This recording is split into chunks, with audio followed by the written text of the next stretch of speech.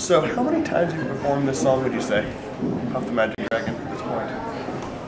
I'll tell you, every time I sing the song, if there are kids around or people around to sing it with me, it's like doing it the first time.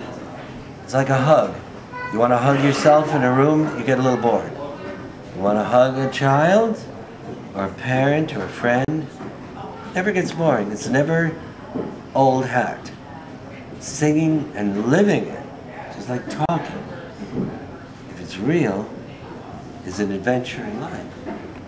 So, I've sung it thousands of times, darling. I'm so glad you asked. Do you find that you change the words to the song a little bit every time you play it? Is that Yes. standard practice? I always change not only the words, but the intonation. So sometimes I'm a little flat, sometimes a little sharp. Keeps life interesting. No, it's always different because every time I sing it, something happens. This time people who've known the song for years cry. They cry real tears. They love the sense of the sadness of the song. You know what I'm talking about? It's a thing you can only understand. Yeah, if you're from you here, no. come to look at yourself.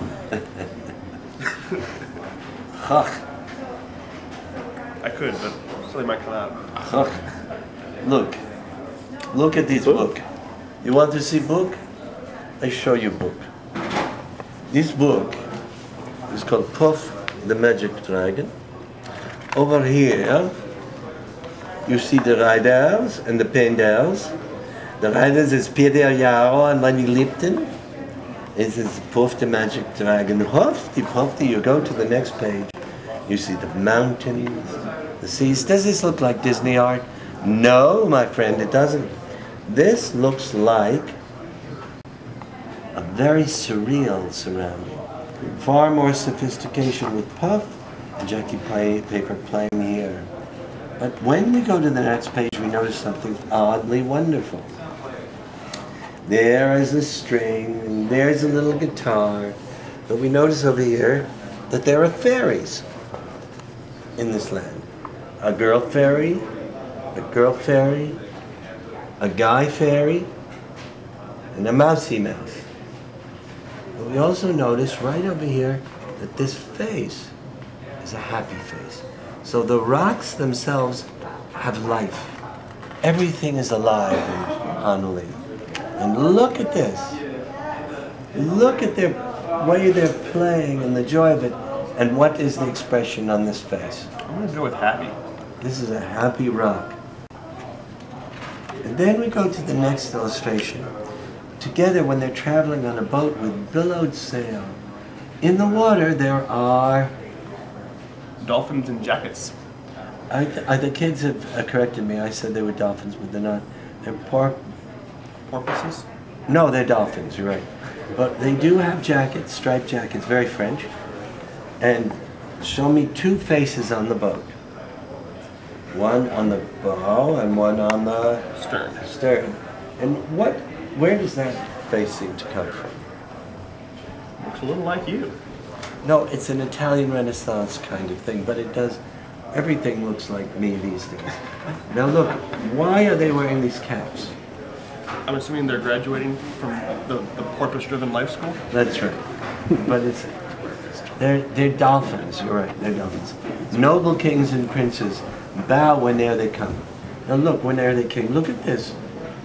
See, Puff is being very gracious and bowing to the king and the king. Where do you think these kings and princes are from? I don't know. Well, take a look at their clothes. Central casting, of course. And then, no, actually, I think this is a Jewish kind of, cap. And that looks Jewish to me. And this is Italian, I think, or Middle Eastern. Now over here, are these sad, angry pirates? They are the nicest pirates I've ever seen. Yes, I think so too. How do you know they're pirates? Well, they have eye patches. One of them does. One of them's a nice, touch the eye patch. The hook. What, the hook? Yeah, and touch the hook. Now there's something else that tells you that they're pirates. They have a cannon. They have a cannon that makes And them the pirate ship flag. which is called the skull and Crossbones. crossbones. That's right. You have to admit, I asked a hard-hitting interview. That's right. This is very interesting because Puff and Jackie are playing, and how are the trees responding to their joy? They're smiling.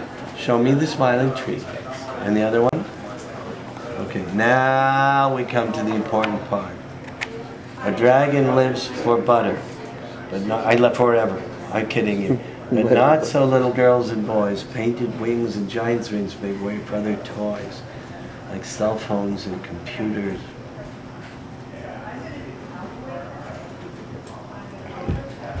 Driver's license.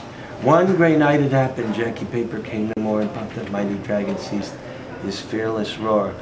Oh, look at this face. The happy rock is now Sad rock. sad rock.